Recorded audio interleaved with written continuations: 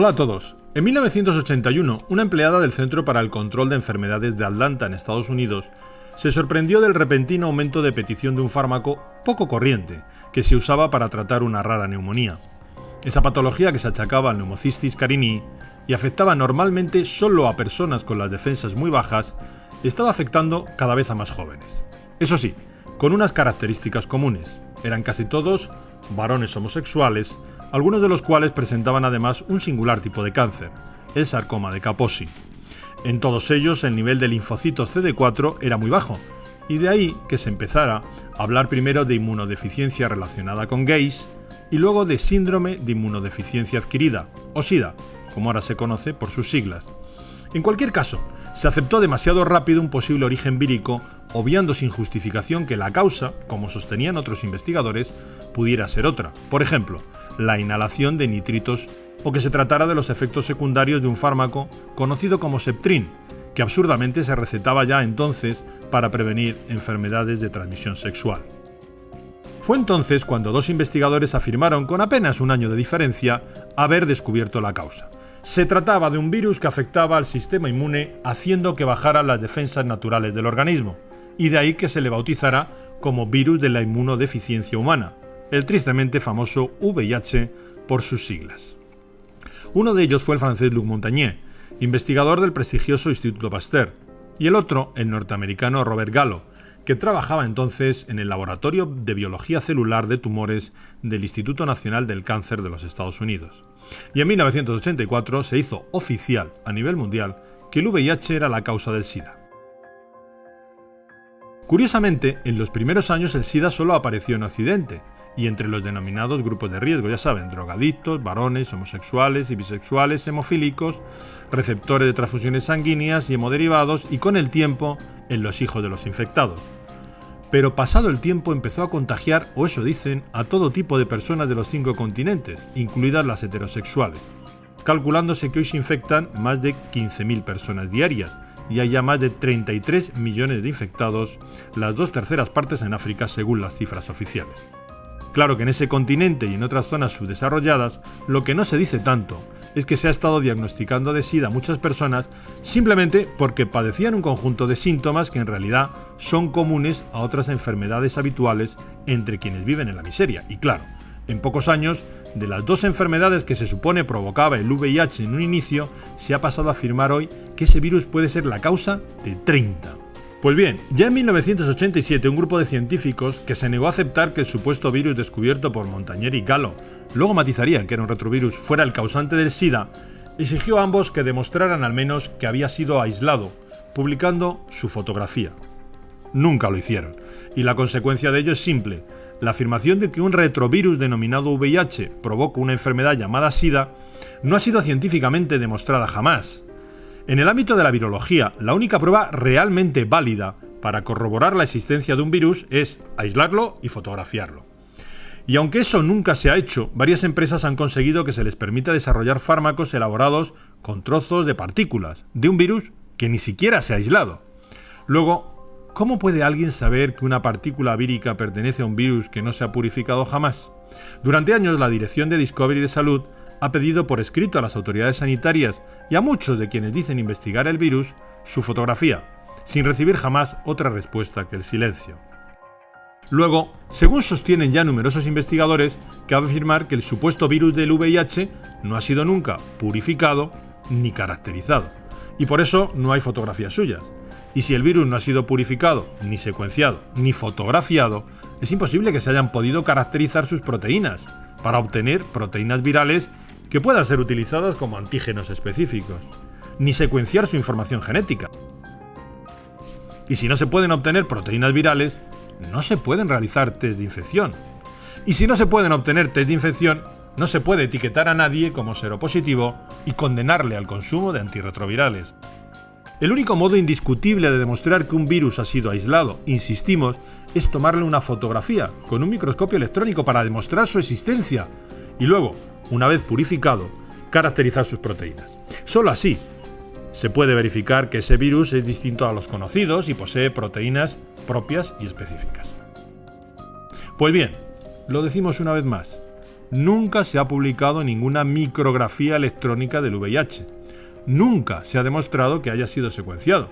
Y por tanto, la afirmación de que se han obtenido proteínas y partículas del VIH es absolutamente gratuita. Y mientras no se demuestre que el VIH existe y sus proteínas han sido caracterizadas, afirmar que produce anticuerpos específicos es igualmente gratuito y no está demostrado. Y eso implica que el VIH no puede detectarse con test o prueba alguna. Luego, todas las personas a las que se les ha diagnosticado que son seropositivas han sido engañadas. Lo inconcebible es que la mayoría de la gente aún ignore que la fiabilidad de los conocidos test ELISA y Western Blot, que inexplicablemente aún se utilizan para comprobar si alguien está infectado, está de hecho en entredicho y desde hace muchos años. Hay países que rechazan la fiabilidad del primero y otros que no se fían del segundo.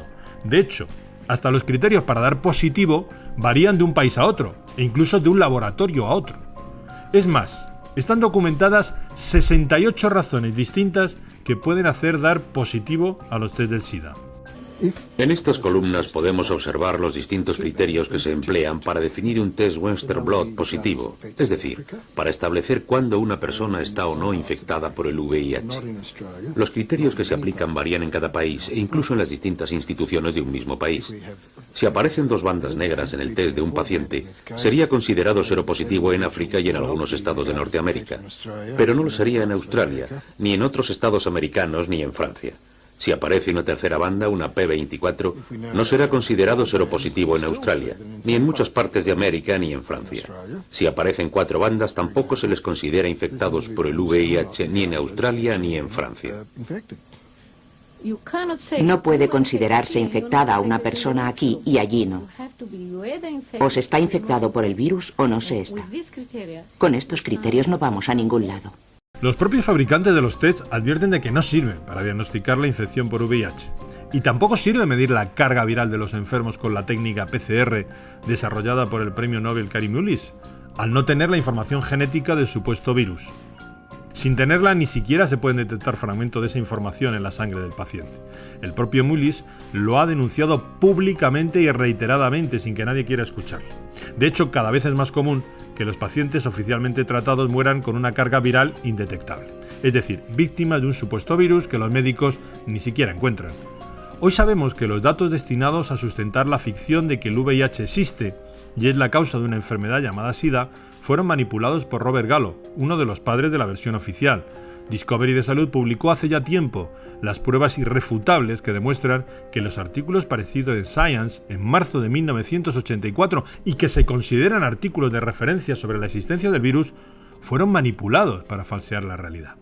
Es más, el considerado codescubridor del virus, el premio Nobel Lou Montagnier, reconoció ya en 1997 que él no había purificado el virus y creía que Gallo tampoco. Y posteriormente reconoció que el SIDA no puede explicarse solo por el VIH y que basta tener las defensas altas para no contagiarse. De hecho, actualmente estudia cómo prevenir y tratar a los pacientes con simples antioxidantes. Así lo reconoció en la entrevista que concedió a Discovery Salud pocos meses antes de recibir el premio Nobel. Is treating oxidative stress one of the best ways to deal with the African AIDS epidemic? I think this is one way to approach, to decrease the rate of transmission, because I believe HIV, we can be exposed to HIV many times without being chronically infected. Our immune system could get rid of the virus within a few weeks if you have a good immune system. And this is the problem also of African people. Their nutrition is not very equilibrated, they are in oxidative stress, even they are not infected with HIV. So their immune system doesn't work well already. So it's prone, it can, allow HIV to get in and persist. So there are many ways which are not the vaccine, the magic name, the vaccine. Many ways to decrease the transmission just by simple measures of nutrition, giving antioxidants, proper antioxidants, hygiene measures, fighting the other infections. So they are not spectacular, but they could, decrease very well the epidemic to the level they are in Occidental countries, Western countries. If you have a good immune system, then your body can naturally get rid of HIV. Yes. En suma, La verdad y lo que oficialmente sostienen los laboratorios que venden los inútiles y peligrosos fármacos antirretrovirales es muy distinta. Es más, estos ocultan contradicciones tan flagrantes como que no todas las personas a las que se les dice que están infectadas por el VIH desarrollan el llamado SIDA, o que hay personas diagnosticadas de SIDA a las que no se les detecta el VIH. Hay presuntos seropositivos y enfermos diagnosticados de SIDA a los que el VIH y la presunta enfermedad les desaparecen sin tomar fármaco alguno. Todo indica que el famoso VIH, caso de existir, no ha sido jamás aislado, y que el SIDA no es más que un estado de inmunodepresión o de deficiencia energética del organismo cuyas causas pueden ser muy variadas: desnutrición, estrés, intoxicación, microbios patógenos conocidos, acidificación del organismo, problemas psíquicos, problemas emocionales. Es imposible, pues, que los antirretrovirales ayuden a las personas falsamente diagnosticadas como seropositivas o afectadas de SIDA. Antes bien, todo indica que se trata de fármacos que perjudican gravemente a quienes los toman.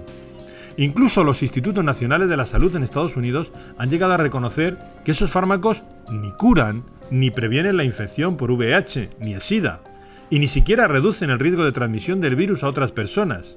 De hecho, la causa principal de muerte hoy en ambos grupos es el fallo hepático renal, efectos conocidos de los antirretrovirales de segunda generación.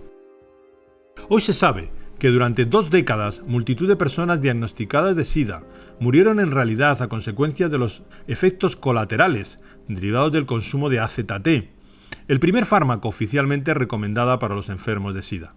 Eso sí, cuando la multinacional fabricante comenzó a comercializarlo con el nombre de Retrovir, lo primero que hizo fue quitar de la caja la calavera y las tibias cruzadas con las que durante 20 años se había estado advirtiendo de su peligrosidad. En definitiva, la afirmación de que existe un virus llamado VIH que causa una enfermedad conocida como SIDA detectable con test que pueden combatirse con antirretrovirales es pura falacia. Nadie ha demostrado nada de eso científicamente. Más información en la web de Discovery Salud.